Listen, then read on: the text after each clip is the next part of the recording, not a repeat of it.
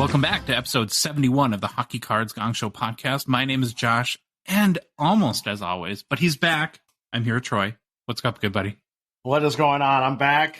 I just want to say real quick, thank you to Irish Flyer Collector for filling in and doing an awesome job. I appreciate it very much. As long as you don't replace me, I'm good. Okay, there we go. So you were gallivanting all across New York City over the last few days. You got to give us the highlights. What were some of the best places you went, food you ate, all that good stuff? It was me and my daughter. We did a lot of pizza because she loves pizza. So we just, any hole-in-the-wall pizzas we were stopping at for lunch, dinner, breakfast. We did a lot of pizza places because that's what she wanted to do. We went to a play every night. We saw A Beautiful Noise, the Neil Diamond musical. We saw Six, which is the new hotness. It's like a music concert about King Henry, I think it's the Eighth's wives. And then the best play that we saw, the funniest play we saw, was called The Play That Goes Wrong. It was absolutely fantastic. It was actually off Broadway. It was the funniest thing I've ever seen. It was 2 hours of straight laughing. Nice. Besides that, we did a lot of the touristy stuff, walked around Manhattan, found some comic book stores because she wanted to go to those, found record stores, and did all the regular stuff, saw Times Square, NBC, the Rainbow Room, all that stuff. What was the best pizza place? There was one, it was called like 99-cent New York Times pizza. It was just a dump, like a little hole in the wall. You just grab your pizza, tell them what you want, grab it, and you're out. It was really good. I mean, it was really good. Oh, nice. Okay, there you go. So Troy's pizza review, 99-cent, dump pizza? Or whatever it's called. I don't know. Half these places, I don't even know what the names were. Like the signs are all messed up or they weren't very clear, but figured that if there's people in there eating, they must be good. No, true. Well, Troy, we've had a major show development over the past week. For almost 10 months now. Our listeners have been dominated by Calgary. The wonderful city in Alberta has been number one with a bullet, has never wavered until I think about the last week where it has been a gong show takeover from the city of Toronto. They have claimed the top spot as far as gong show listeners go with a bullet, and they're pulling away. I'm excited. I mean, it's fun to see us take off in a big city, but a little sad too. Kind of like that. We were weirdly popular in Calgary. Calgary has been with us since day one, but who knows? They might make a comeback. You never know. Yeah, it's a challenge. Challenge all you Calgary people.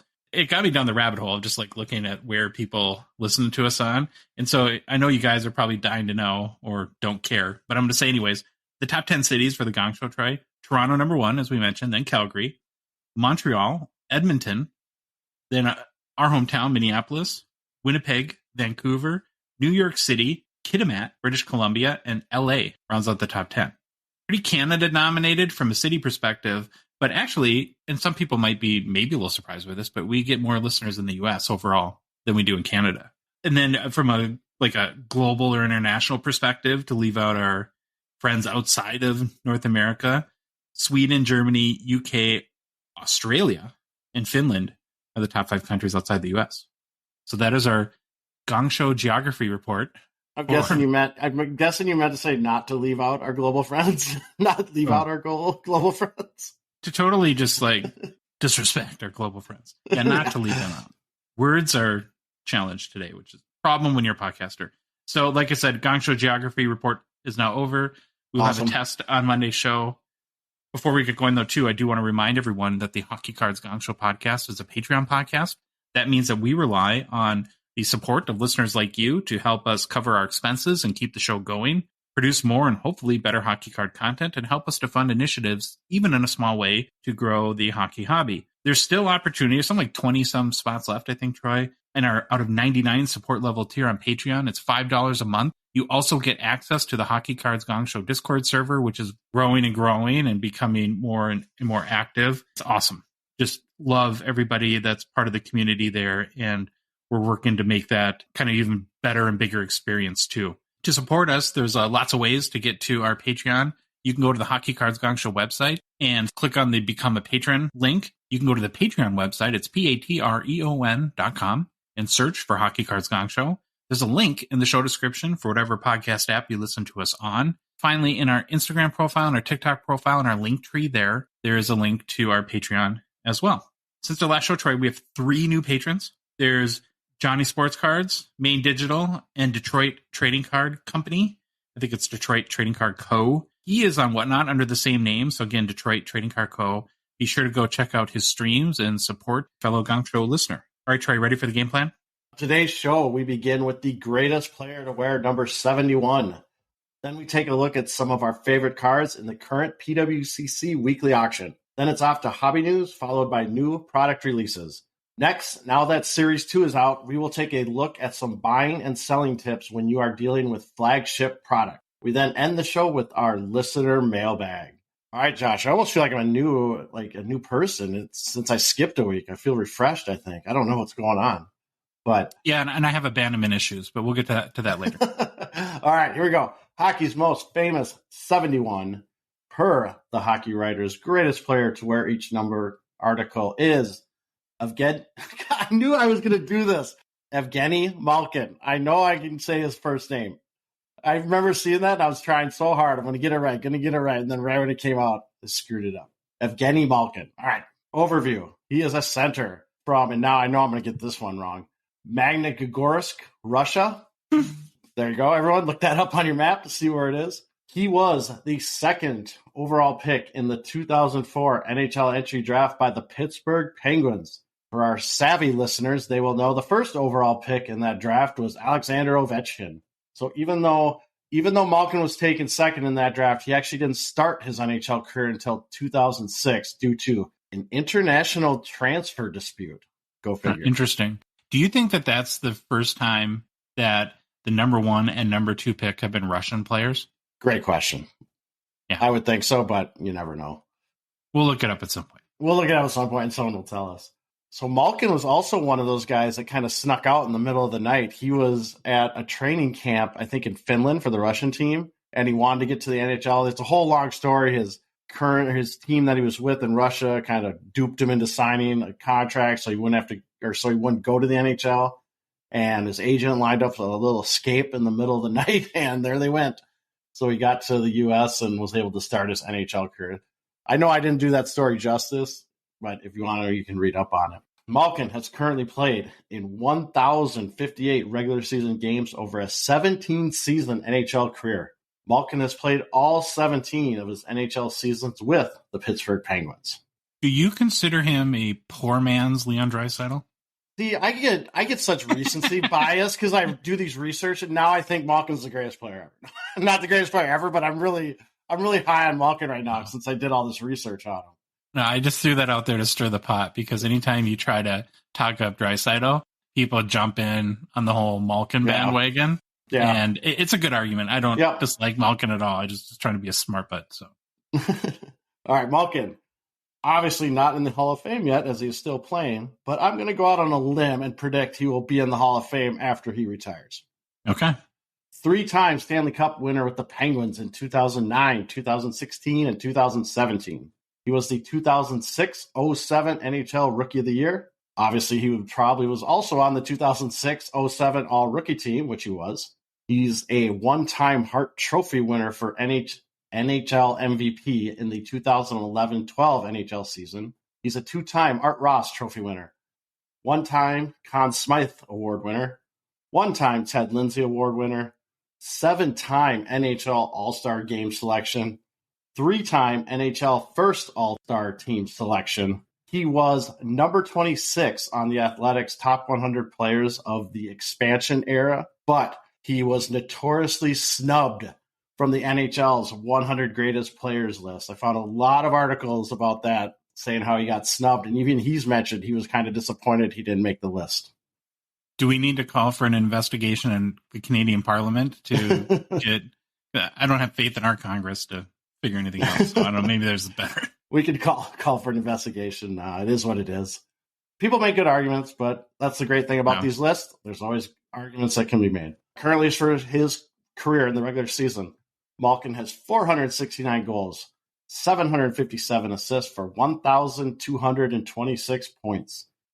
He's made the playoffs in 15 of his 17 NHL seasons, compiling 67 goals, 113 assists for 180 points in 177 playoff games played. Best season of Malkin's career from a point standpoint was his 2008 08-09 season where Malkin had 35 goals and 78 assists for 113 points. So give you the little Troy version of Malkin, I guess. Overall, Malkin is a fantastic player, has an absolutely wicked shot, can beat goalies with every type of shot, wrist shot, snap shot, slap shot, backhand. Go watch highlights on this guy. He scores a different way every time. It's pretty amazing. Obviously, he's an elite shooter, magnificent stick handler, very good vision, is an excellent passer. Plus, I always forget how big this dude is. He is big and uses his size to advantage by playing a physical game when he needs to. Very good skater. Sometimes lacks in the defensive area of the game, but has tried to work on it a little bit when you read some of the stories on him. He's been known to let his emotions get the best of him and take bad penalties, but really, who doesn't do that? I think all NHL players probably have that at some point.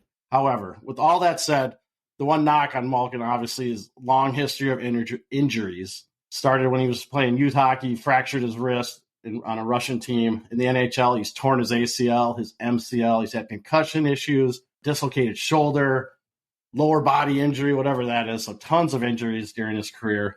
And I found this pretty interesting. I guess it was pretty ominous when in Malkin's first ever preseason game with the Penguins, he collided with teammate John LeClaire and dislocated his shoulder. Maybe that was kind of a sign of things to come, which kind of stinks being always injured, but it's one of the knocks against him.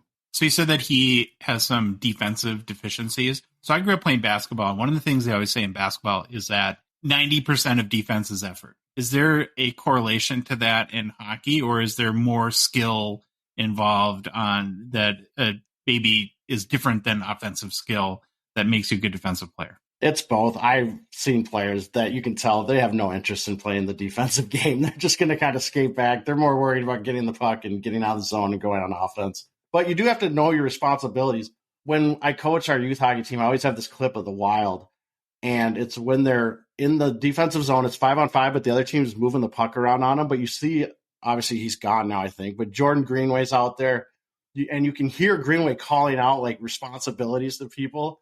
So there is a lot of people don't understand. Like it's kind of very complicated, some of these defensive schemes that these coaches run. And you have to know what's going on or else you're just going to look lost and get out of position and cost your team goals. So I would say it's both. It's a little bit of both. All right, fun fact time. His nickname is Gino. I kind of found a confirmed source, but I'm not going to say this is the true story behind it. But basically, the reason it looks like he's called Gino is his name, Evgeny is Russian for Eugene. Many Italians shorten Eugene to Gino, and Pittsburgh has a big Italian population, hence the nickname Gino. Second fun fact.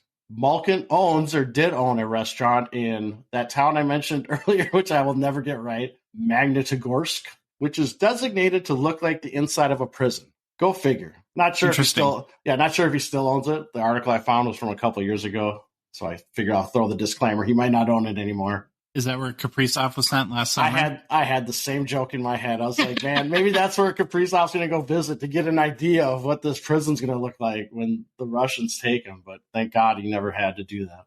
Third fun fact. This is another one of these guys scored his first goal in his first NHL game. In fact, Malkin set a modern era record by scoring a goal in his first 6 NHL games. No player had achieved this feat since the NHL's inaugural season in 1917/18, when we've talked about this guy, Joe Malone, scored at least 1 goal in 14 consecutive games to start his career. That's nutty. That's crazy. Final fun fact. On October 18, 2008, Malkin got his 200th NHL point with an assist on a Sidney Crosby goal. This goal happened to be Sidney Crosby's 100th NHL goal and 300th NHL point. Therefore, the puck was cut in half so each player could have a piece of the puck for their various milestone. I love that fact. That's great. That's pretty awesome. Rookie card. He is a 2006 Young Guns, number 486. PSA 10 copy has a population of 332 with a gem rate of 62%. Currently trades in the low $500 range. However, it has been trending down over the season. At the beginning of the year, you had sales in the around $600 range. So it's been on a slight trajectory down. I'd be curious to see what this does in the summer, if it keeps kind of falling a little bit. Might be a good pickup just to have a good future Hall of Famer card. The BGS 9.5 copy has a population of 786 with a gem rate of 73%, and it currently trades anywhere in the $300 range. Or I should say 300s. It kind of bounces around because, Beckett, subgrades, all that fun stuff. I heard you guys had a fun conversation about that last show. Oh, yeah. Yeah, we'll get your opinion a little bit later. First, we're going to jump into our PWCC Weekly Hockey Preview. Of course, PWCC is a Gong Show partner and sponsor, and we'd like to thank them for supporting our show and helping to make it possible. Not sure if you saw this on vacation, Troy, but they just added kind of a cool feature to their website called Unified Search, where if there's a player or card that you have in mind, you just go to their search bar on their website, and it actually now searches any auction they have or their fixed marketplace. So you don't have to kind of try to check out multiple places on their website to find exactly what you're looking for. Thought that was a neat feature and actually used it a couple times this week, and very, very helpful. So good move there. Another reminder that Jeremy and I will be back at it this Sunday on Jeremy's Sports Card Live YouTube channel at 8:30 Central Time to break down all the hockey cards ending in this week's PWCC Weekly auction. So you left me last week. Jeremy left me last week. See why I have abandonment issues, Troy? You're seeing kind of a trend. A trend. I was like, what's the word I'm looking for? A trend. Another thing I'm going to say, too, on PWCC. So obviously I saw the global search thing.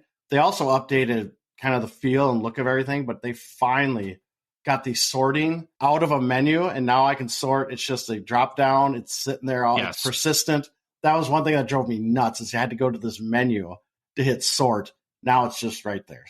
Kudos. Yeah. Made some good changes. Another good user interface update from them there. Okay, so as we do each week, Troy and I pick some of our favorites from this week's weekly auction, and we'll break it down by vintage and modern. So here's some of our favorites. We'll start on the vintage end. We're going to start, Troy, with a card that we typically avoid. Not because it's not probably the best hockey card ever made, but you kind of see it so much, it feels a little vanilla in a weird way at times. But I thought that in this case, there's some things worth talking about. So, of course, I'm talking about the 1979, in this case, Topps Wayne Gretzky rookie. This one's a BVG 9, which is a Pop 21, and also has the PWCCA rating for eye appeal, meaning it's in the top 30%. So there's 4 BGS 9.5 Gretzky rookies in Topps and 21 BVG Beckett 9s, right? They don't do Beckett vintage grading anymore. So this would be an older slab. So Wayne Gretzky, you've heard of him, right?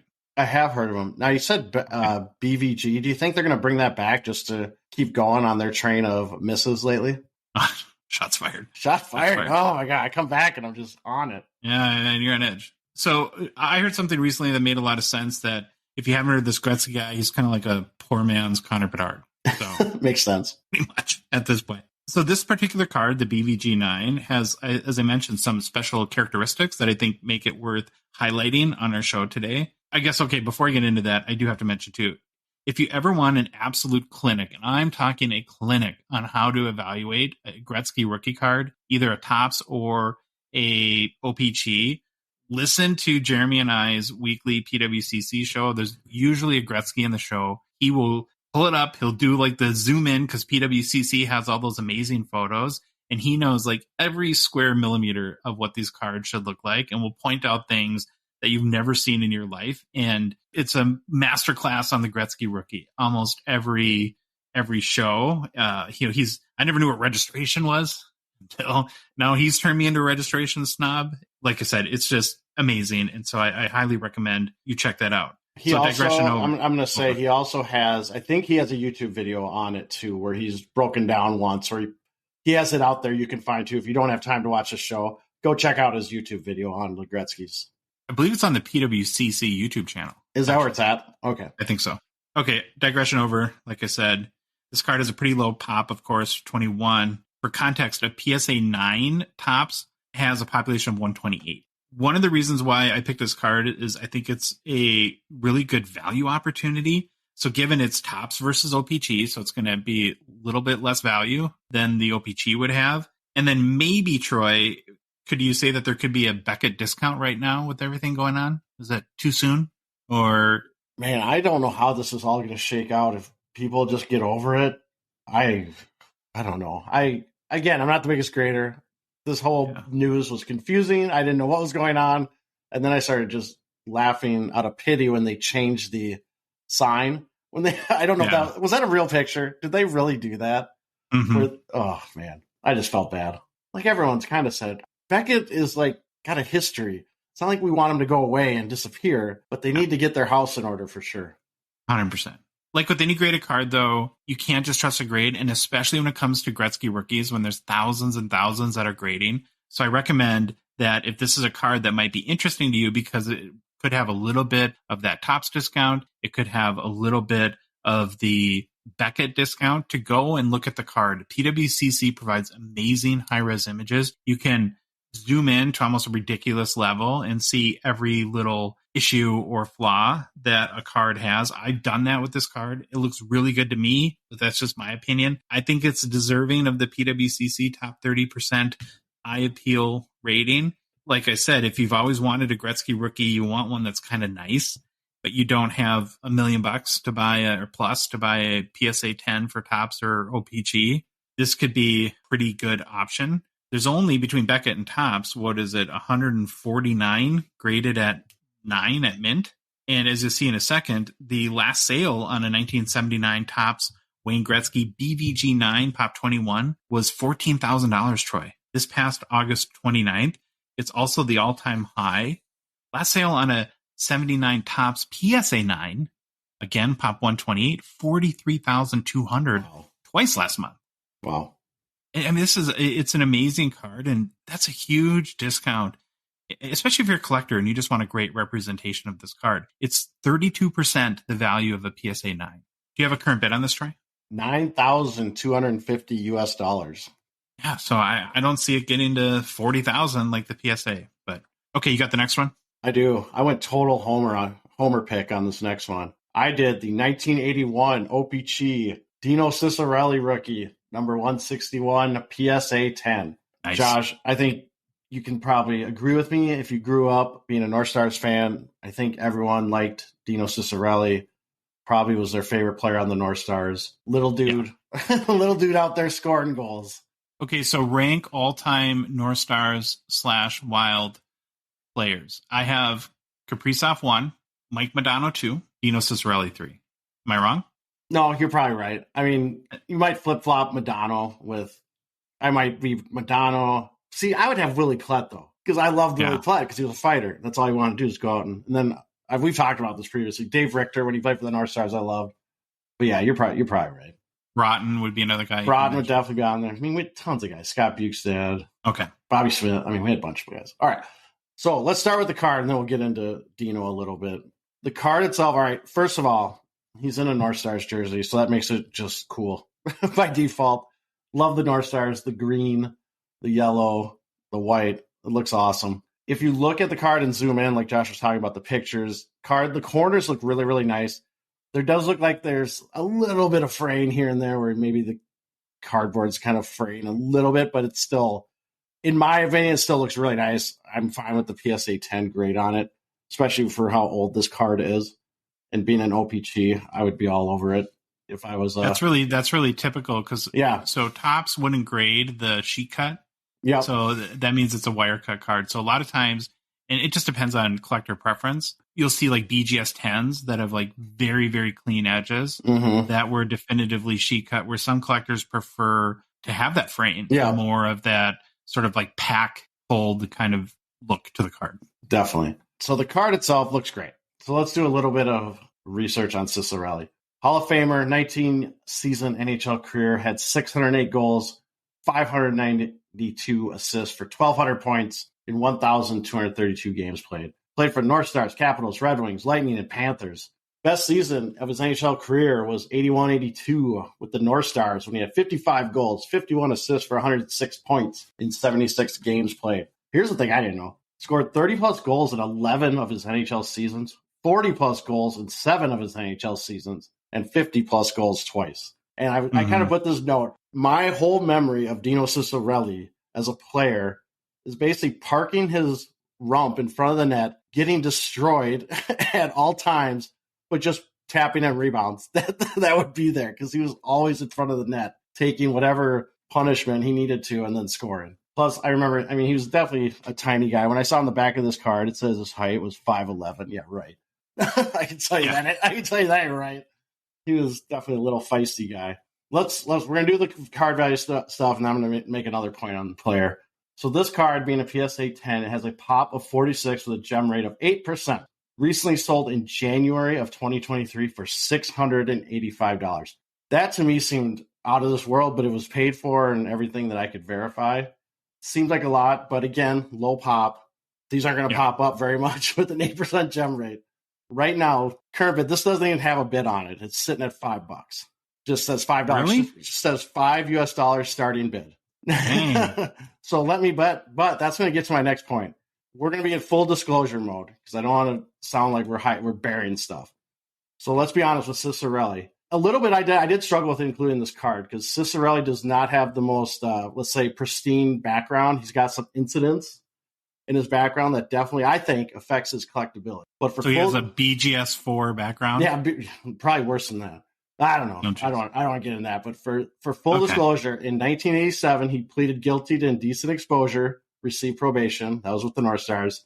88, he was charged with assault, fined $1,000, and sentenced to a day in jail for an on-ice incident where he tacked the Maple Leafs defenseman Luke Richardson with his stick. I remember this like yesterday because the highlights are on TV all over Minnesota. One, he was swinging at him, but man, he has terrible aim because he hit him in the neck. I don't know if he was, I don't know. He definitely swung at his head. It definitely was deserving of some punishment. I'm not sure if it deserved I don't even know if he served the day in jail. And then finally, and I'm going to qualify this, I don't want to, while not convicted, Cicerelli and 3 other Capital teammates were charged with a sexual assault on a 17-year-old girl outside of a bar in 1990. So right there, some people are out. I totally understand that. But I kind of want to bring this up that this card's sitting at $5. Who knows? Maybe it's one of those things where he just doesn't have a collectability base right now. As people, I think the more we go, this isn't like a message or like a topic or a conversation on society. I think the stuff coming out more and more, I think affects players more than it did probably in the past. So it's just, I'm sure. Well, look at the NHL. They didn't even announce like Bobby Hull's passing away at the All-Star game. And who knows why the reason was, but maybe it's because of some of the stuff in the past. So again, full disclosure, this card, is good for a North Stars collector, an 81 OPG collector, but just remember the player has some stuff behind him. You're right, though, about the North Stars having awesome jerseys, awesome color. And now I feel like we have the worst. Wild, yeah. The whole... I hate our colors. I hate our logo. The tree, the bear, or whatever that thing is, Nordy. I still cannot stand the Wild have retired. So obviously retired Koivu's number, but before that, the only retired number was number 1 for the fans. Get out. Get out of here. Stop it. They would never do that in Philadelphia. No, they wouldn't. Minnesota. Okay, the next guy, or last guy in our vintage category, is a homer pick for me. Not that he's a Minnesota guy, but it's kind of my grail card. It's a 1981, another 1981 OPG Peter Stastny, PSA 10, pop 27 out of 568 graded. It's a card I really hope to have someday. I love this card, so I kind of couldn't resist including it. First of all, I love the set design. I think Troy 1981 OPG might be in my top 5 favorite sets. Is it up there for you too as far as set design goes? Yeah, I definitely love the look of those. They're really cool looking. Again, you look at the card design, and to me, it just kind of screams 80s, early 80s. Yeah, early 80s. I like 1971 OPG too, so it's kind of ironic to me that 71 and 81 are some of my favorite sets. As I mentioned before too, I'm a sucker for another defunct team, right? So you got the North Stars, the Whalers, and the Nordiques. And Stastny was a rookie with the Nordiques.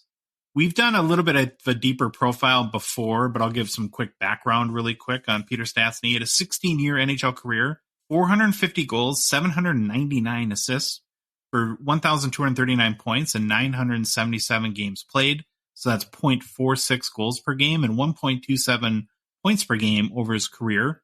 His best season was in 1981-82, so the exact card that we're talking about that year, where he had 46 goals, 93 assists for 139 points and 80 games played. Troy Stastny is the second highest scoring player in all of the 1980s, behind, as you guessed it, probably Wayne Gretzky. He was a Calder winner in 1981, played in 6 All-Star games, and is a Hall of Fame member.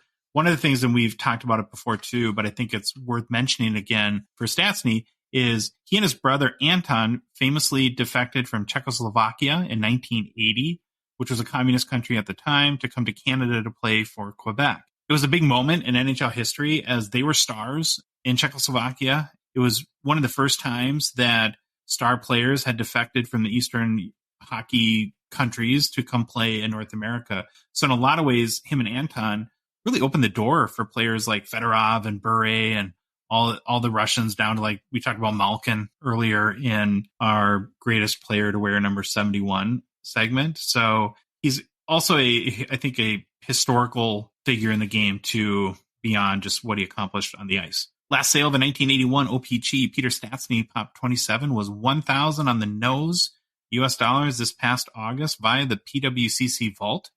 All-time high is $1,303 US dollars set in February 2021 via the PWCC Weekly auction. The current bid, what's that, Troy?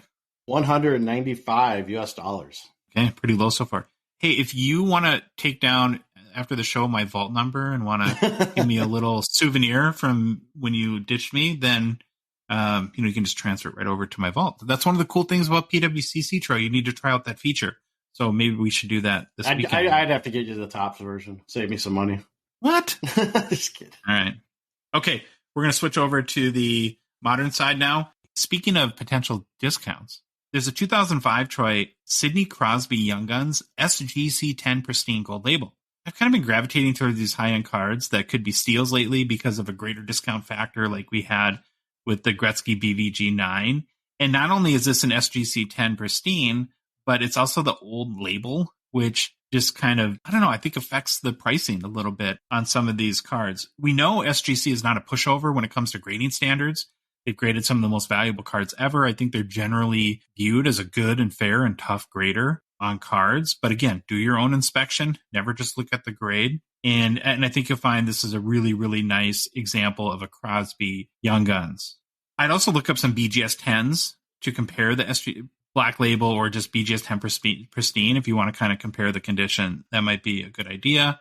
I mentioned that it's an old SGC label, so there might be a little bit of a discount added there. Only 83 Troy 2005 Crosby Young Guns have been graded by SGC. Here's the one kind of puzzling thing, though. 7 have the SGC 10 gold label out of 83. So that's a little bit over 8%, which seems a little high to me. I cross-referenced that against Beckett, and only 4% of the Crosbys graded by BGS, and that's like 3,500 plus cards, have the BGS 10 grade. I think 2 are Black Label. So again, you have to really look at the card, not just the grade. From a value and comp perspective, there's only 3 sales in Card Ladder for a 2005 Crosby Young Gun SGC 10 Pristine, with the last one being in September of 2020, where it sold for $2,302 US dollars. It's also the all-time high. Again, as a point of comparison, the last sale for a BGS Crosby Young Guns Pristine was last month for $4,968.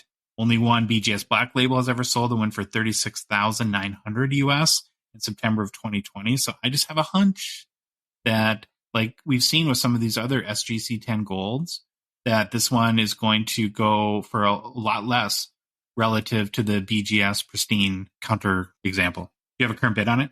$775 US dollars. Long ways to go to get to almost $5,000 what a BGS 10 is worth. So that might be one we're checking out. Okay, Troy, you got the next one? I got the next one. And again, I'm in the mode of trying to find unique stuff. And this one immediately caught my attention when I scrolled past it. It is a 2013 In the Game Between the Pipes Masked Men 6 silver autograph, Gary Cheevers, MBA authentication, which is that's the in-house like PWCC contracting, right? The authenticate. Make sure the card's authentic, not a fake. So not graded or anything. It's a raw card that's MBA authenticated. So Mike Baker. Yep, Mike Baker, that's right. We do not talk about In the Game much on our show. I don't know if we've ever talked about In the Game cards on our show. Or maybe we did once when we... Is it bad that I don't even know what it is? I've heard of it, but I don't know any of the context or backstory or anything like that. Well, In the Game is now, I believe the name is now owned by Leaf.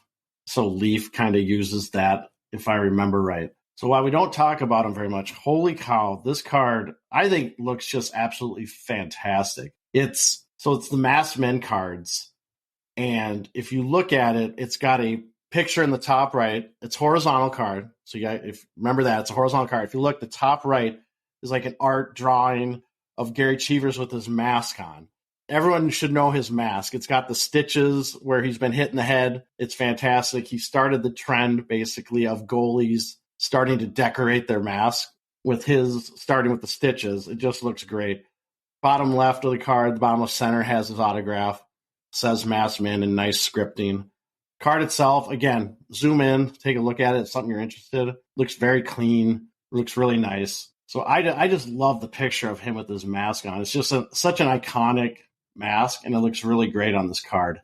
And we have talked about Cheevers on our show before. I think we've done actually a little bit on him, but just a quick bio. Hall of Famer, 2-time Stanley Cup winner.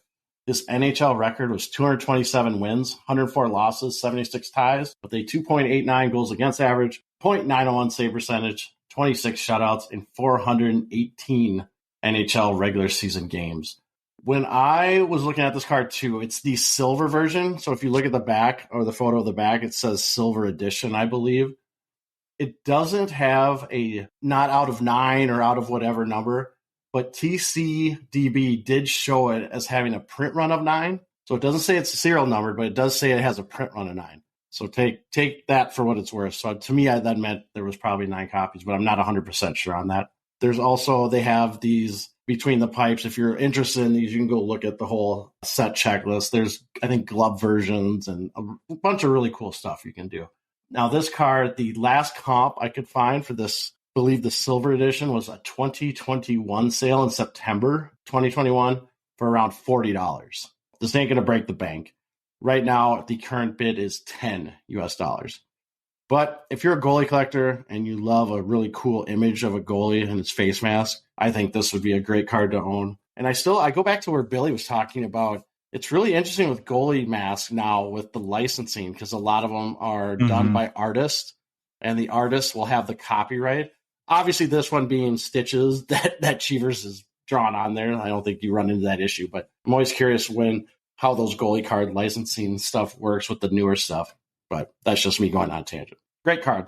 Okay, last card we're going to talk about in this week's PWCC Weekly auction is a 2012 Fleer Retro Eric Lindros. It's a 97 Retro Blue PMG out of 50, PSA 6. We don't talk about PSA 6s a lot on this show. I'm personally a really big fan of the blue PMGs. They're just a little bit different. I love the way that it's kind of like they're a royal blue or something like that. They really pop. And to me, they're a nice sort of zig from the standard PSA or PMG zag, if you want to think of it that way. 90s players like Lindros, I feel like, are having a little bit of a hobby resurgence right now too, Troy.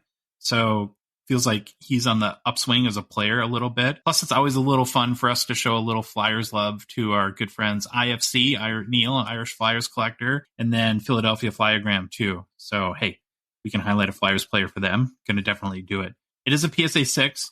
It's not a surprise because there's the typical whiting and corner dings that you see with a lot of PMG cards. It does print or present really well. There also might be like a tiny like print line across the top. You'd have to go in and look for yourself. But like I said, the card looks great. It's going to present really well, have really good eye appeal. None of the defects from my perspective take away from the card. So only 4 of these have been graded by PSA Troy. There are 2 PSA 6s, and this is one of them. And there's 2 PSA 7s. Again, you have to kind of adjust your grading scale down when looking at PMGs. A 6 isn't a horrible grade as far as these cards are concerned. A little bit on Lindros. I don't think we've talked about Lindros before, believe it or not. Not really. I don't think so. So I'll do a quick bio here if anyone wants to learn a little bit about him. He was the number 1 pick in the 1991 NHL entry draft by Troy, your Quebec Nordiques. Mm-hmm. He did refuse to play for your team, though, citing ownership concerns, which that's not nice, right? Not going to play for you. He was subsequently traded to the Flyers in 1992 for draft picks and a package that included, check this out, Peter Forsberg, Steve Duchesne, Ron Hextall, Kerry Huffman, Mike Ricci, and Chris Simon, plus 2 number 1 draft picks, I believe, and $15 million in cash. Yep. Holy cow. That is a lot. It's hard to say that even Philadelphia won the trade as good as Lindros was. When you get Forsberg, holy cow. Just crazy. Lindros did play 13 years in the NHL, 8 of which were for the Flyers. He had 372 goals, 493 assists for 865 points in 760 career games. At 6'4", 240 pounds, he was a huge physical presence on the ice, and his career was really affected by a string of concussions that started in 1998. And really at that time, the whole world was different in how we looked at concussions. You know, you and I, Troy, grew up in the era of when you were on the football team and you got your quote unquote bell rung. Yep. And your coach was just like, get back in the game. Yep. And even at the time when Lindros, I was reading, started to get these concussions, Bobby Clark was pretty harsh on him. Yep. He started calling him soft. Yep. And I think that was tough on their relationship and ultimately was the reason why he ended up leaving Philadelphia. So his career was really marred by those injuries. No real major awards for him or anything like that. His 88, though, is retired by the Flyers. That's something. Do you have specific thoughts or memories of Lindros? I do remember him not wanting to go to Quebec. I remember that. I just remember his career being just a little bit disappointing. He was a great player when he was healthy, but for the hype that he was coming with that guy, I know he scored, 865 points in 760 games played is awesome. But I think there's the hope that he'd be like a 1,500 point producer, but the injuries, the concussions just caught up with him. Great player. I liked watching him play. He was a big dude. He had like Connor McDavid type hype coming into the draft. Like he was an anointed kind of star. And like you said, he didn't have a bad career. His numbers retired for gosh sakes, but he didn't live up to that mega star potential maybe that he had. None of the 4 PSA copies of this 2012 Fleer Retro Eric Lindros Blue PMG 50 have ever sold publicly. There have been a number of raw sales that have sold. There's one last month that went for $200 US. Is there a current bid on this? $155 US. Okay, so probably pretty close to eclipsing that and likely a record there. Okay, Troy, we're going to roll into hobby news. I'm going to start with some fantastic news. You ready for some good news? I'm always ready for good news. Our boy, Troy, that kind of rhymes. Our boy, Troy. Our boy, Kirill the Thrill, Kaprizov, is now practicing with the Wild and could return this Sunday. So many thanks to all the hockey gods for making that possible for us, huh? I don't know. We have been unstoppable without him. Now I'm worried we don't need him now. Now we're going to come back and we're going to lose. Should we trade him for true Minnesotan? Everything's against us. We had a great run without him. We'll bring him back and then we'll lose. You think we should try to trade him for Peter Forsberg too, or what? Yeah, that'd be great. And of course, how could we have anything hockey card related without mentioning Ryan O'Reilly? We've been O'Reilly'd.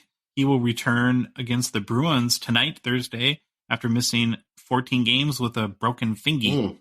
In other news, Troy, J-Rob is the first player in Dallas Stars franchise history to get 100 points.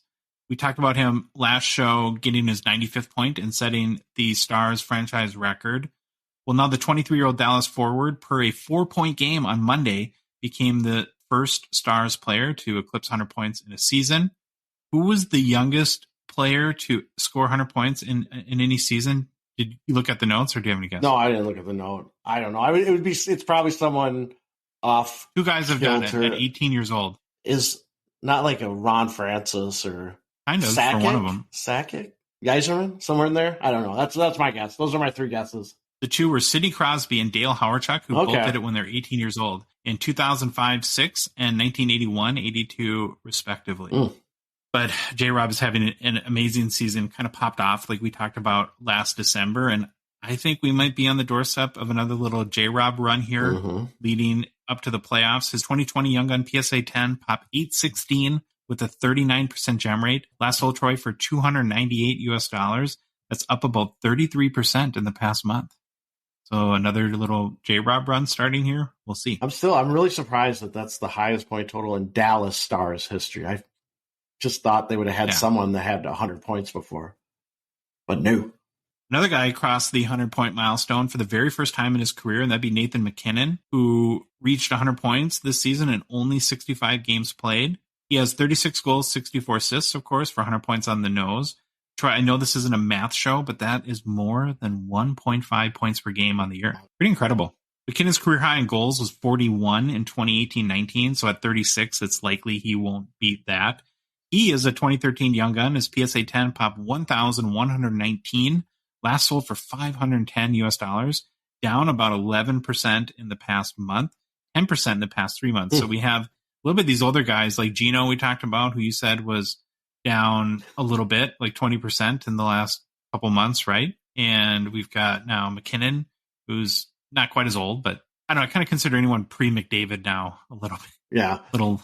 Well, I'm mad that you said you called Malcagino. I should have used that instead of me butchering his first name and trying that. Also, I know we didn't get this in the notes, but I saw Jack Hughes scored his 40th goal and now has 91 points on the season.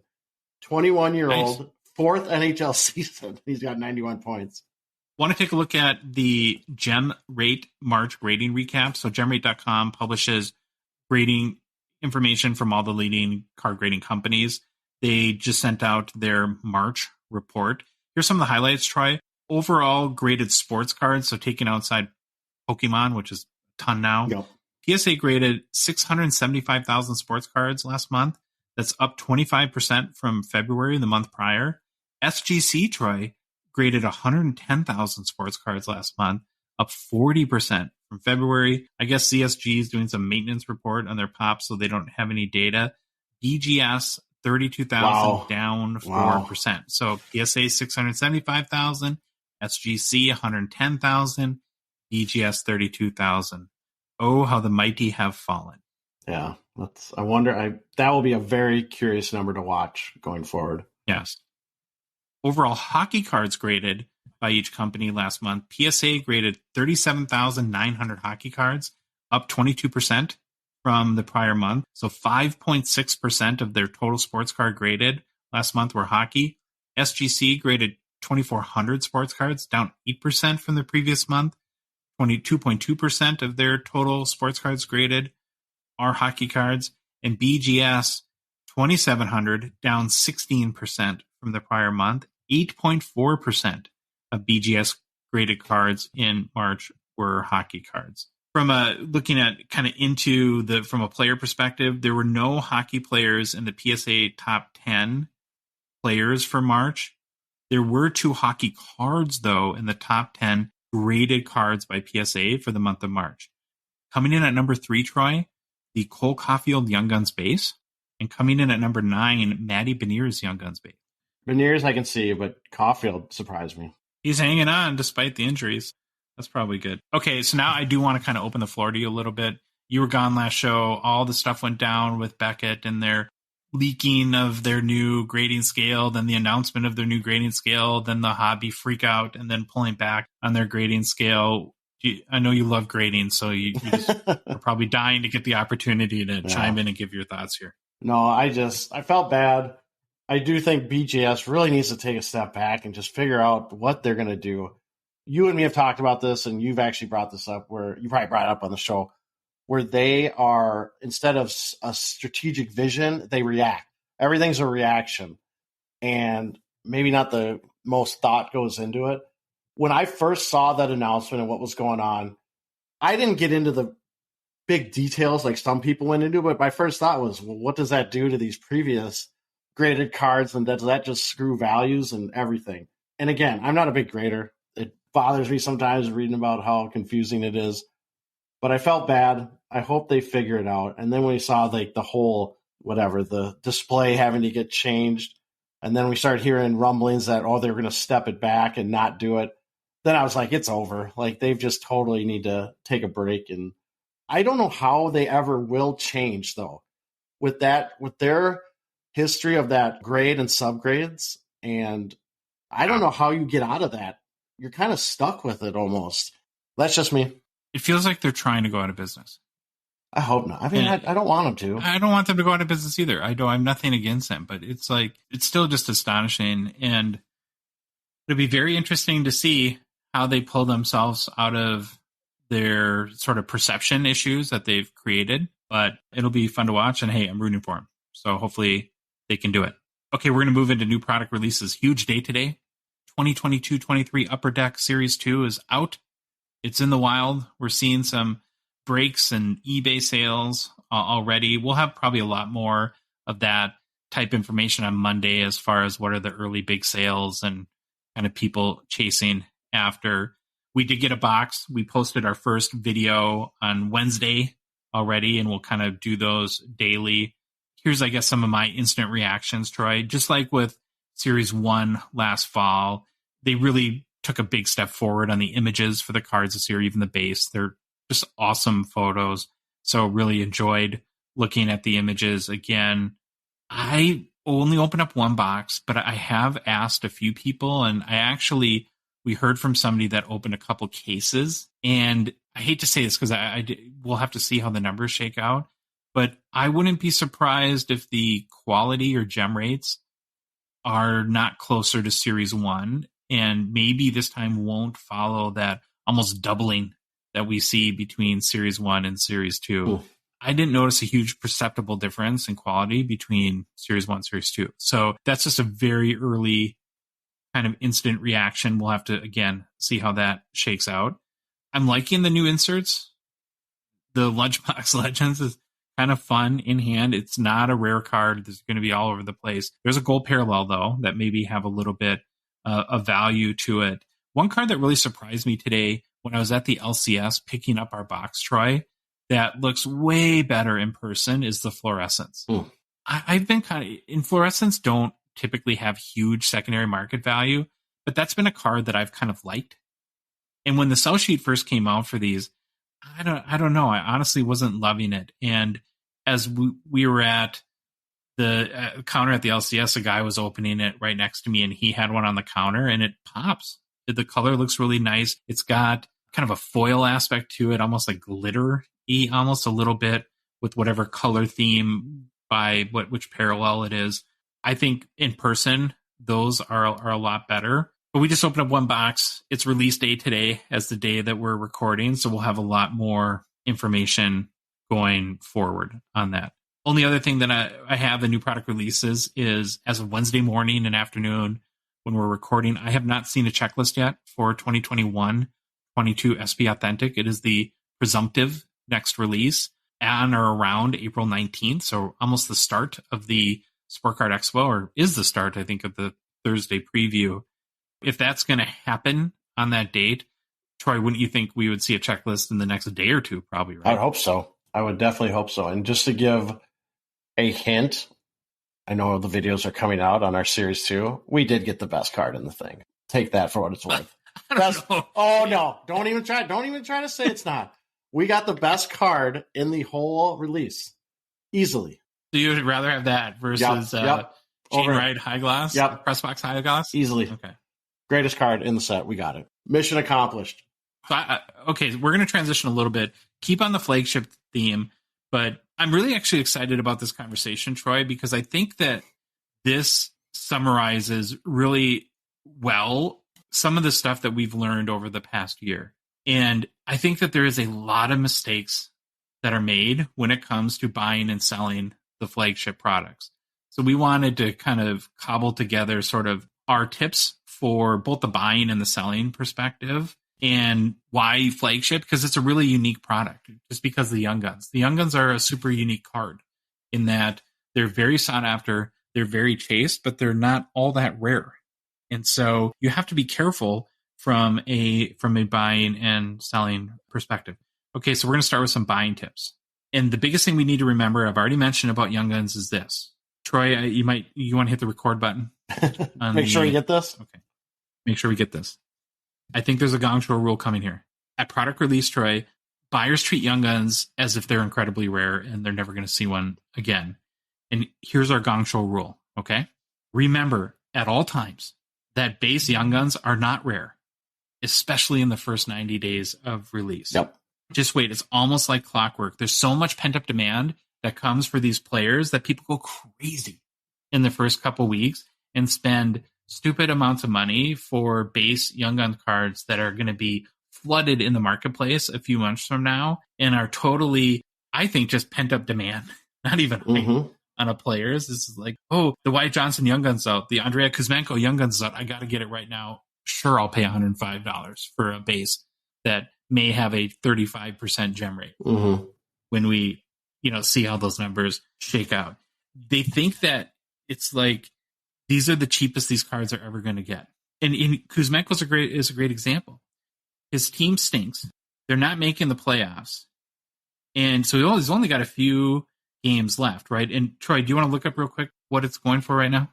It is going in the, let's call it $75 to $95 US dollar range.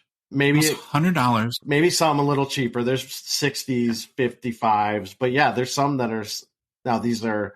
I'm not in Terapeak. I'm just in eBay sold listings. Sure. So call it $70 for Kuzmenko. He's got maybe 4 or 5 games left. There's no absolutes in life, and there's no certainty that what I'm saying is true, but this is the closest I'll ever get to making a certain point.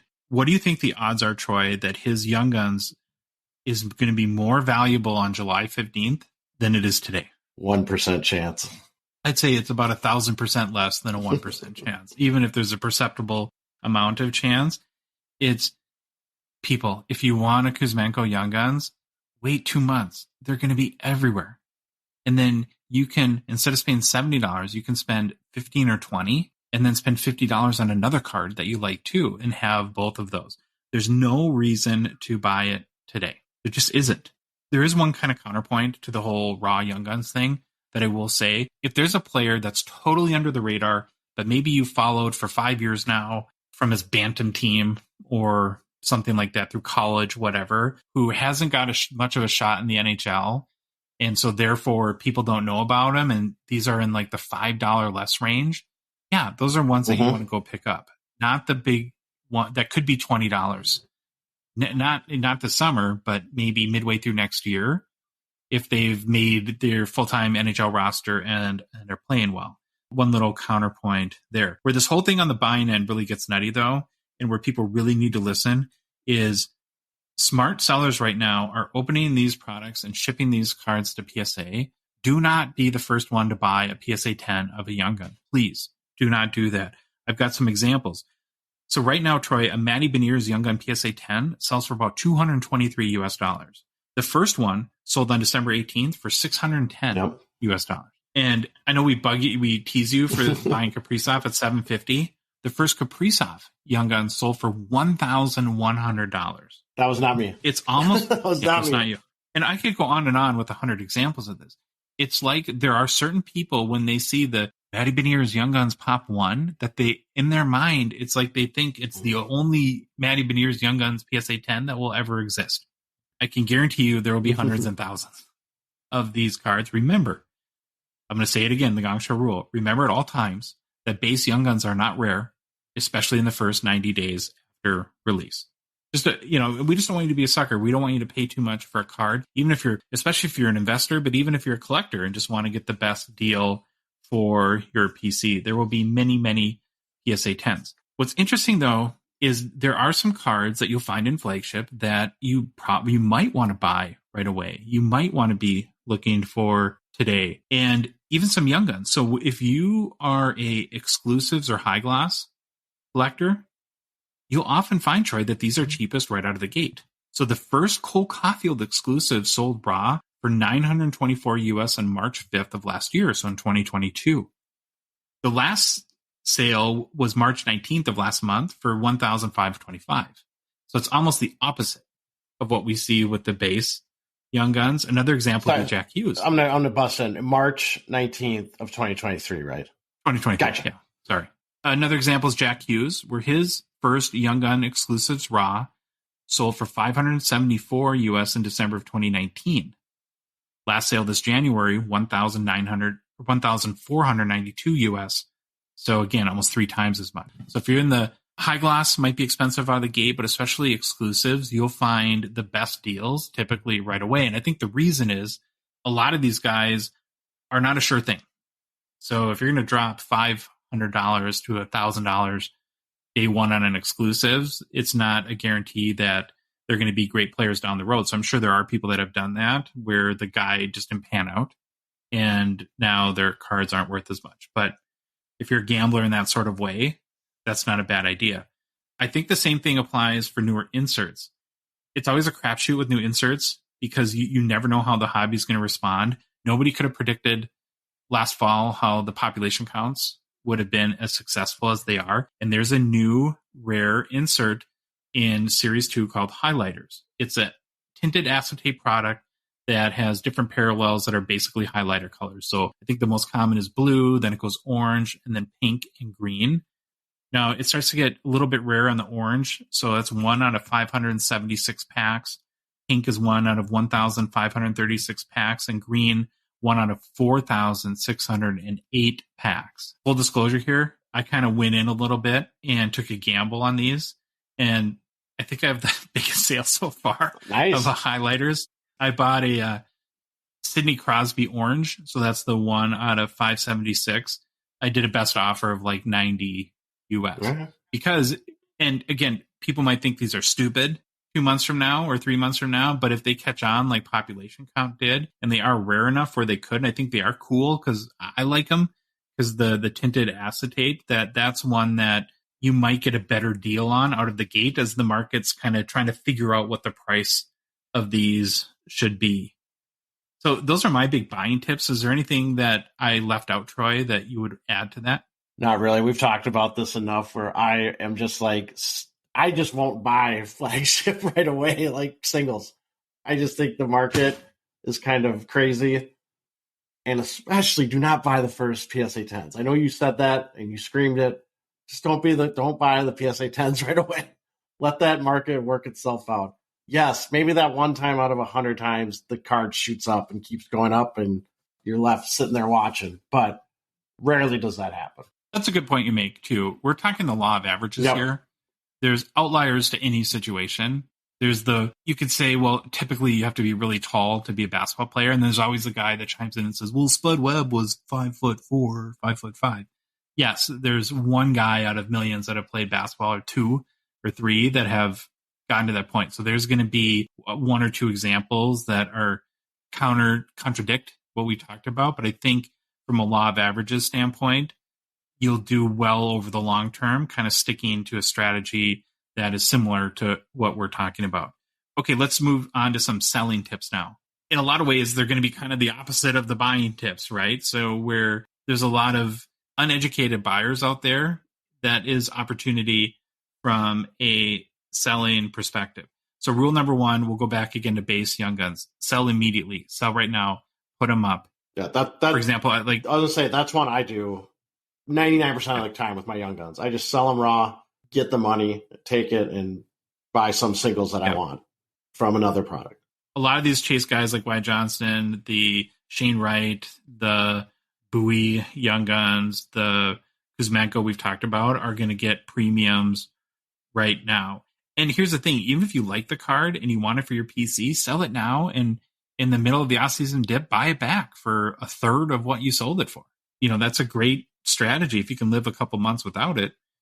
Maybe you can't, and I guess that's fine, but go ahead and do that. The other kind of opposite of what we talked in the buying is if you think a card can gem and you want to try to grade and flip, grade it right now.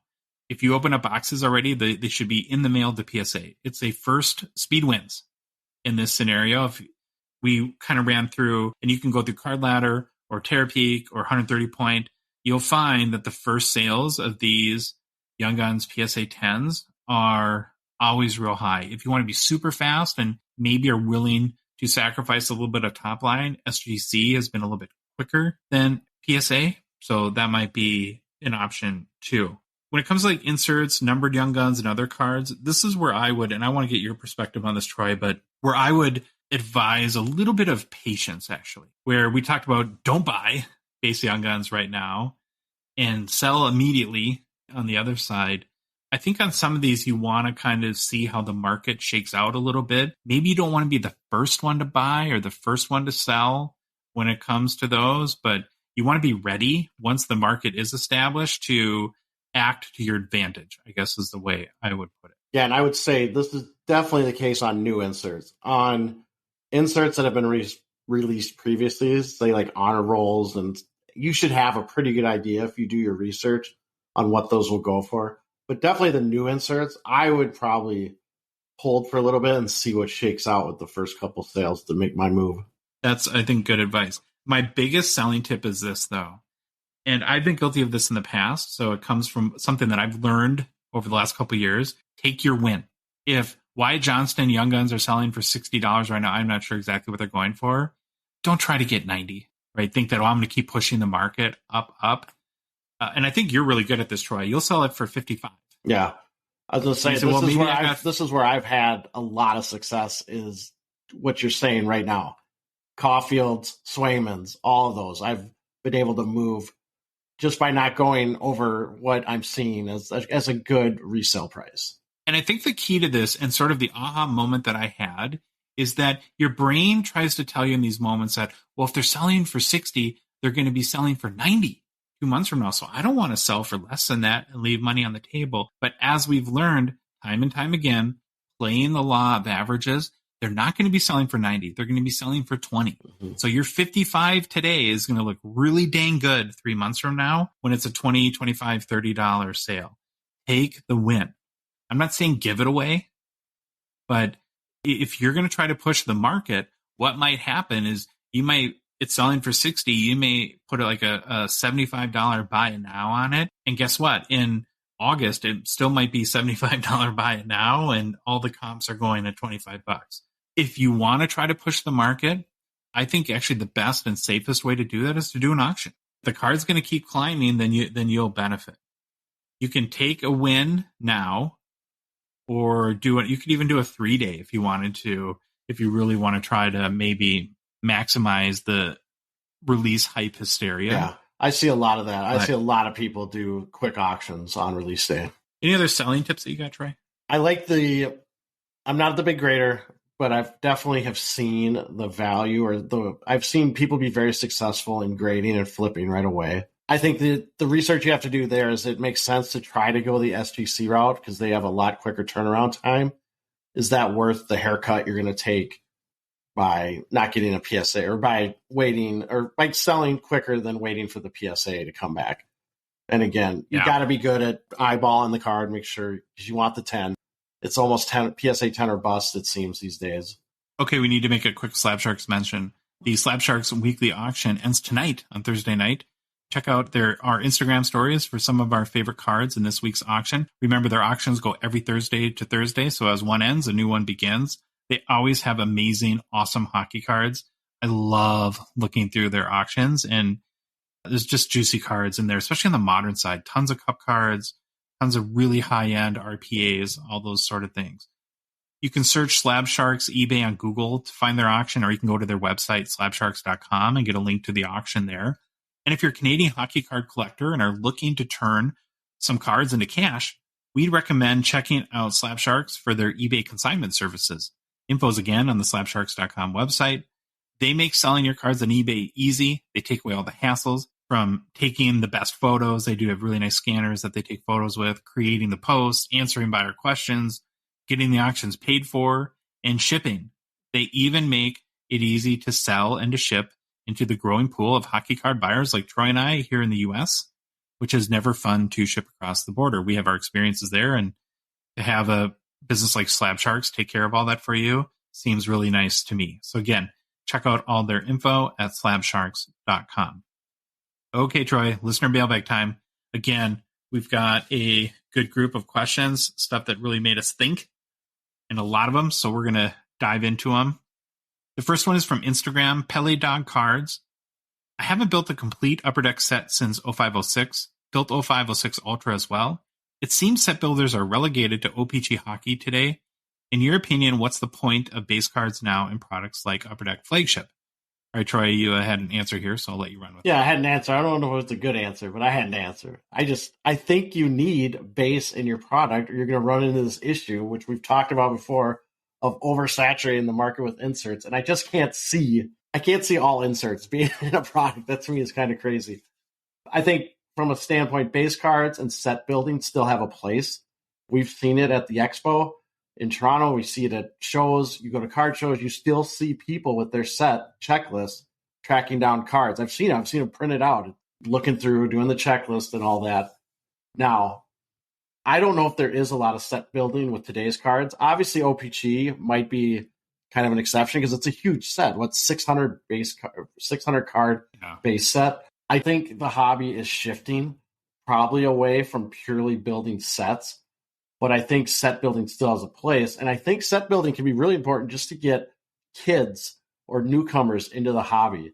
Kids can build base sets to get started out and just enjoy the collecting aspect of the hobby. I always kind of cringe when let's say I enjoy when you see this little 10-year-old out there flipping, doing all this stuff, but kind of cringe too, because if they're making money, great, but I think kids should just have fun collecting. And I think building base sets is one way they can do that. I have an 8-year-old nephew who's huge into hockey, and I love giving him, I always set aside base cards from his favorite player, and he'll do what an 8-year-old should do, is grab and paw the card, and he reads the back of it, and he memorizes the stats. The problem with kids and some of these cards is some of these cards are so valuable. When he's opening a pack and he opens up like pulls a Matty Beniers Young Gun, you're like, Gino, give it to me right now so I can top load it, right? And that's kind of not what the kid experience should be. I'm glad you brought that up, because it stinks. Like, that's one of the things I cringe the absolute most on videos, when you see kids and their parents, like maybe a dad opening a product, and you'll see like the kid opening, the dad's like reaching in almost trying to get it away from him. It's like, I hate that part. I wish the kid could just open it and don't have anyone worry about he might have pulled $1,000 card. The other thing my nephew does with his base cards is he has albums and it with sleeves, pages, and he'll organize them one by team, and then he'll organize them by favorite player. And again, he's wrecking the cards from like a gem mint perspective every time he does this. But I want him to have cards to be able to do that with, and to have that experience, and not to worry about treating these cards like Fabergé eggs like we tend to. And like, I went into my daughter's room, I knocked on her door, walk in, she's in there, and I look, and she had all her hockey cards out. And she was redoing how she has them in sets, collections. They're all over the floor, though. She had them by team, and she's just going through them. And it was a proud moment. I was happy. And part of me had to stop from going, well, let's go through all these again and make sure, let's see what you have. Make sure nothing slid past me, but I won't. Let's enter these into curling like you and I would do. Okay, next question. Instagram, Toronto Mega Collector. With all the convo/hype around Bedard. Who? Bedard. Oh, Bedard. How do you think his entry into the card world will impact current stars? Like, could we see a scenario in which money flows out of guys such as McDavid, Sid, Ovechkin, because everyone is hyper-focused on Bedard? Or could the influx of new collectors, new money, create a boost for the entire hobby? I think it's a great question, Troy. My best guess, and I guess my hope on this, is high tide raises all ships. That's what I would predict is going to happen. I think Bedard is a transcendent player, meaning that he will have appeal outside of just normal hockey card collectors that like hockey cards anyways. He'll bring basketball, baseball, and football card collectors into the hobby. He'll bring NHL fans that don't collect into the hobby. And I could see that although there's going to be a lot of money chasing Bedard, and maybe it does take away a little bit from middling type players, but at the end of the day, if McDavid continues to score 150 plus points and Ovi gets closer and closer to Gretzky, and maybe Austin Matthews has a little bit of a goals resurgence next year, I think the money is going to be flowing just fine into those guys. What do you think? Yeah, I don't see him taking away from the stars. Where I'm really interested in what happens is we've heard from various people around the hobby that they themselves, or they've heard their buddies, are kind of war chesting their funds. So they have a lot of available free cash when Bedard cards, or I should say when Bedard NHL Young Guns cards are released. And I'm curious what that does in the summer dip. Does that cause even a little bit of movement in prices going down because people are war chesting, not in the stars, but just the general overall market? I don't know. Would be something to look at. Here's a Bedard question I just thought of. I have for you. What's your price guess on the MVP gold script Connor Bedard? $200. I don't know. I think it's gonna be more than that. Yeah, you're probably right.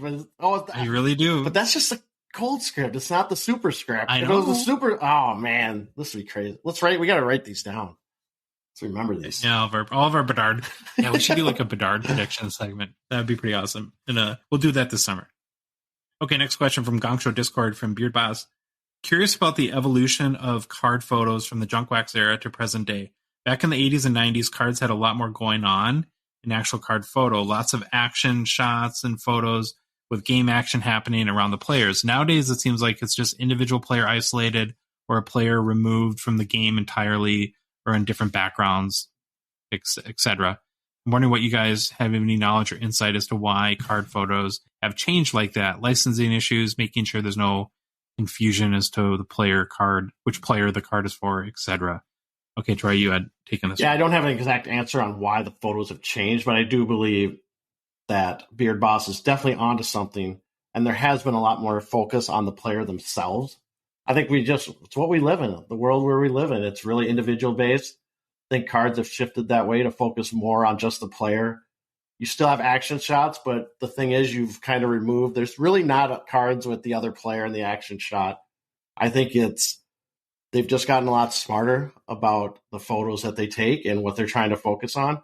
And I think there's probably a part due to how our brains work and the amount of study that has been done on what drives us to collect or drives us to buy. And I'm sure there's some research out there around certain cards and what the best photo situation is. I wouldn't be surprised at all if they have some information on that. Don't you think from a recency perspective that COVID has really impacted that too? Probably, yep. Where they had to do a lot of the 2020 rookies were almost like J.C. Penney photo studio. Yeah, I've learned. Portraits. I think they learned really quick. Probably what they hope to never do again is have those J.C. Penney photos. Those were horrible. Okay, next question from Gongshow Discord. Johnny Sports Cards, one of our new patrons. So thank you for participating in the Discord and asking your question there. Do you think if there was a constantly updating tally of jersey patch and autograph cards of players, their value would still be as high? Has anyone tried to keep count of how many Gretzky, Crosby, McDavid autos are out there? Imagine if some of these super collectors unloaded all their stuff at once and we got to see 100 Crosby autos hit eBay all at once. Would it change value at all? You tackled this one again. This is a really good question. Yeah, I definitely like this question. I would guess let me say this. If some super collector dumped all their cards, probably would affect the market short term, depending on how many. But I really liked your question. It got me thought about how do you find this information? How do I know how many autographed cards out there? So I started with TCDB, Trading Card Database. I think it's tcdb.com.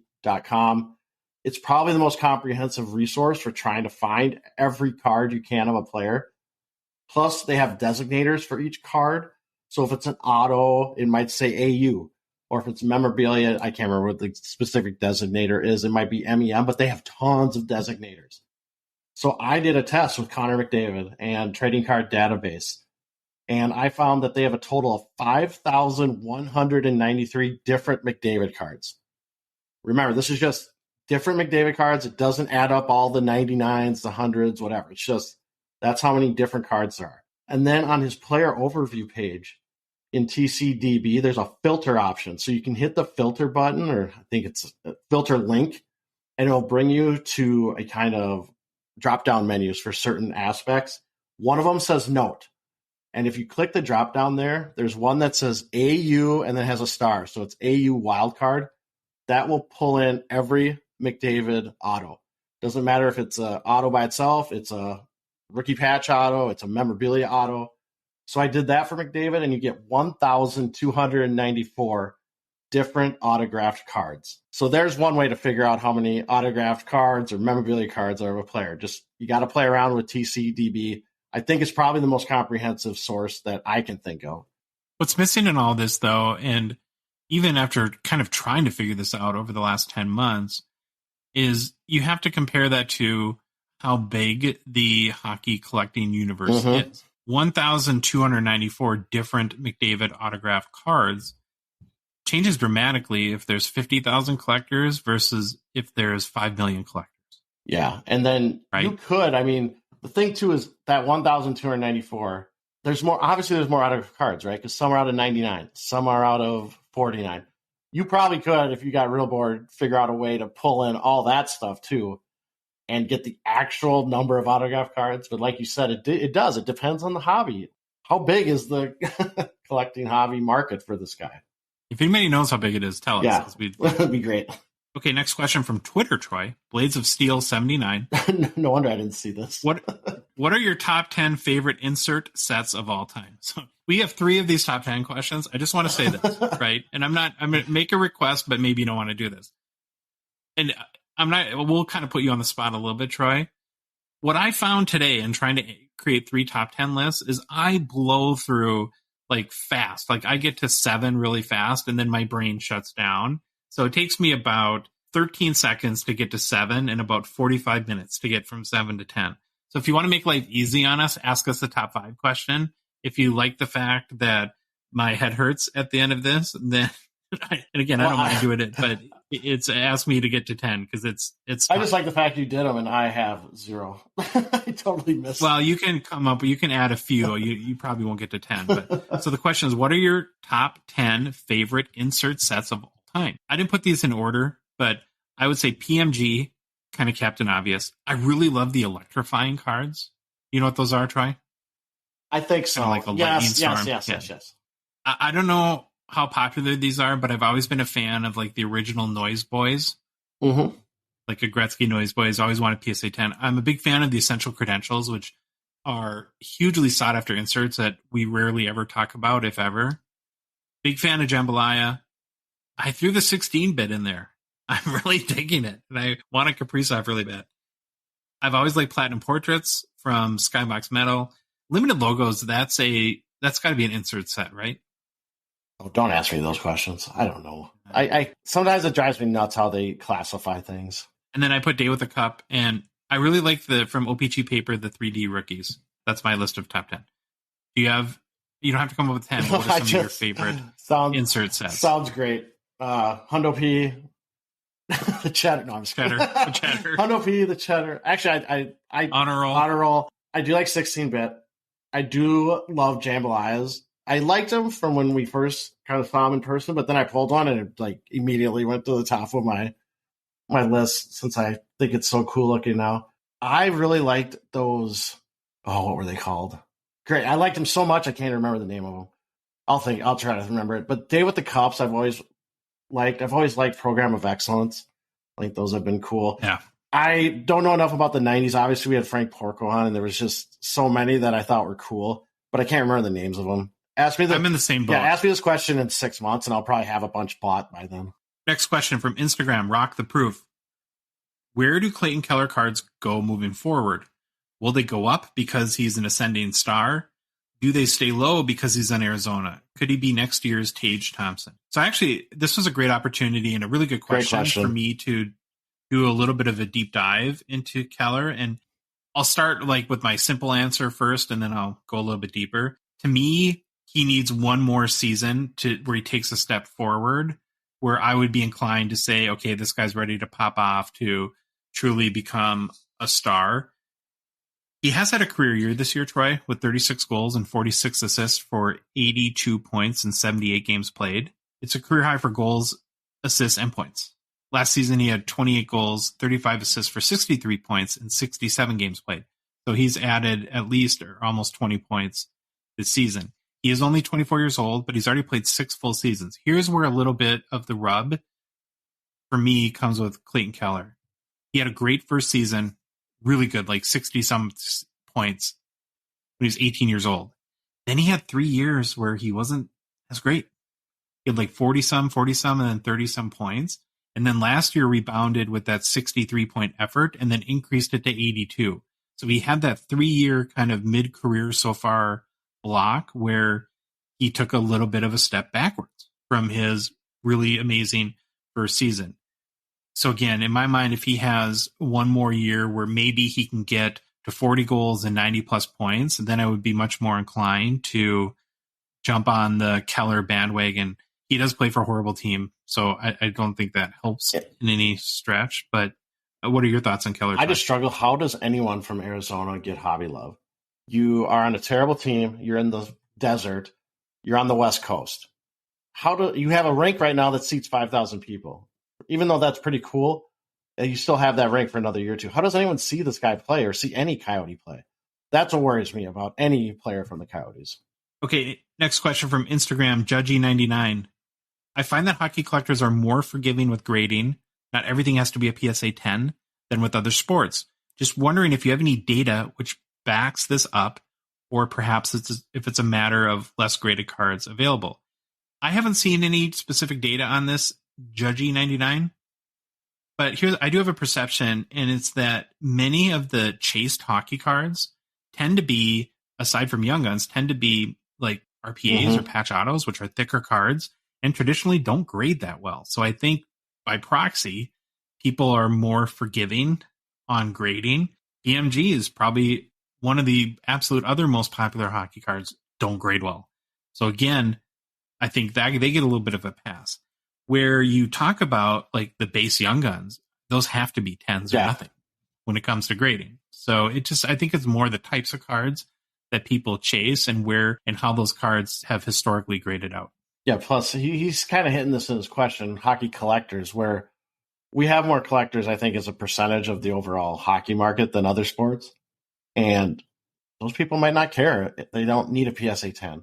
I don't need a PSA 10 when I get Pekka.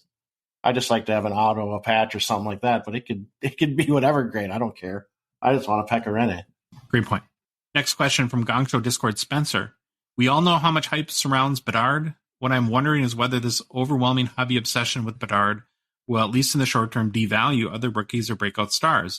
Do you have any thoughts on whether we'll see a league-wide Draisaitl effect, quote unquote, once Bedard enters the league? This is pretty similar to the question we answered a few minutes ago, and I'm just going to fall back, Troy, on my high tide raises all ships assessment and hope that I'm right.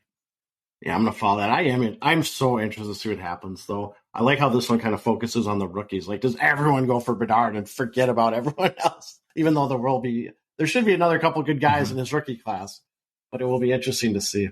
Next one from Kenny B. Cards on Instagram. What do you think will happen to the values of current hobby stars on the team that Connor Bedard goes to? This is a little bit different because it's asking the team he goes to. I got it. I love it. I love all these different angles people are asking.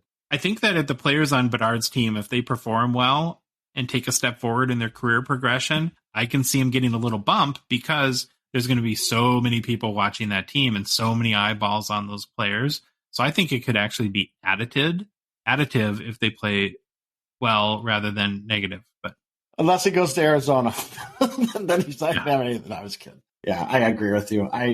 Another thing we can all speculate. If he goes to a Canadian team, do the Canadian people go crazy? Like we said, I think we think the best thing for the NHL, is Chicago? Is that what we said? Big market, U.S., all that fun stuff. Think of the Bedard patch autos in a Blackhawks sweater. You just insane. Yeah, that would be crazy. That would be sweet. That'd be really sweet. Make it happen, Gary Bettman. Okay, next question from Instagram, BenNack27.